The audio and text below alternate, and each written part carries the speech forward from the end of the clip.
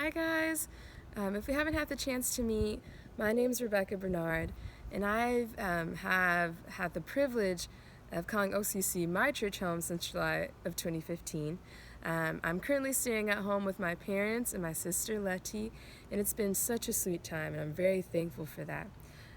During my quiet time, a chapter that has been really helpful for me is Psalm 73.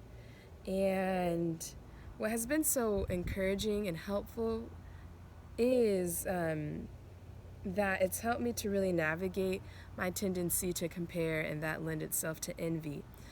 During this season, staying at home, I haven't been struggling with like the staying at home aspect, but more because things have been canceled, my time has been freed up. And with the elimination of my busyness, the Lord has just been really revealing how often I tend to compare, and how when it leads to envy, how much that's rooted in pride. And that's a hard lesson. But Psalm 73 was just really encouraging for me to just help me navigate. First of all, that, oh yes, I'm not the only one who struggles with comparison and envy, but also that when I come to God, He will change my perspective and graciously guide me through working out wrong thoughts of comparison and envy. And just be reminded that He is the one that I ought to desire, and He's the one who will give me satisfaction. Like nothing on this earth will, nothing that nothing that I'm coveting after, only Him. And so Psalm 73:13 just reminds me that when I compare, it actually rids me of my motivation to do the next right thing. And it says, "All in vain have I kept my heart clean and washed my hands in innocence." So when he comparison, no one wins. So when he was comparing himself, he's like, well, then it's for nothing, because I keep my heart clean, and it's in vain, and I can easily fall into that. And that's just not true, but that's what comparison does. It makes me feel like, well, what's the use? But in the following verse in chapter 16, it says, "But when I thought how to understand this, just how those who are prosperous and how he isn't, it seemed to me a worrisome task until I went to the sanctuary of God. Then I discerned their end." And so that just reminds me, when I give into comparison and envy, like I need to come to God, and He will give me His discernment.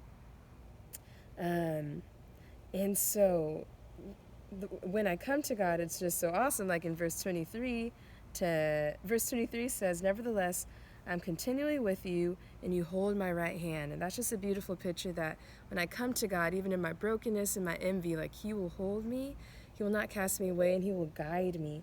And verse 24 says, "He will guide me with His counsel, His word." And ultimately, He will guide me to receive glory. Like He will guide me to spend an eternity with Him. And then he finishes this thought with being reminded that it's through God that we have satisfaction. Like nothing on this earth will satisfy. So it says in verse 25, "Who am I in heaven but you? And there is nothing on earth that I desire besides you. My flesh and my heart may fail, but God is the strength of my heart and my portion forever." So that's just amazing reminder that even when I fail continuously, God is my strength, and He is my portion. He is what satisfies. And then finally, verse 20, skip down to verse 28. "For me it is good to be near God. I have made the Lord God my refuge, that I may tell of all your works."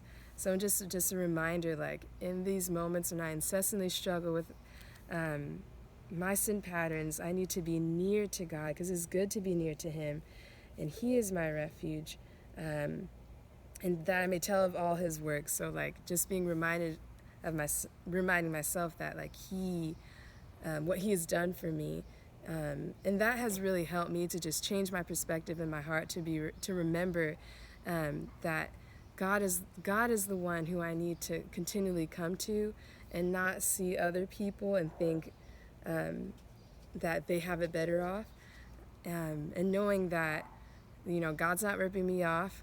What seems better is just different, And that ultimately, once again, He is so kind to graciously guide me through and to be with me continually. So I hope this encouraged you, and I can't wait for, Lord willing, the next time we get to see one another.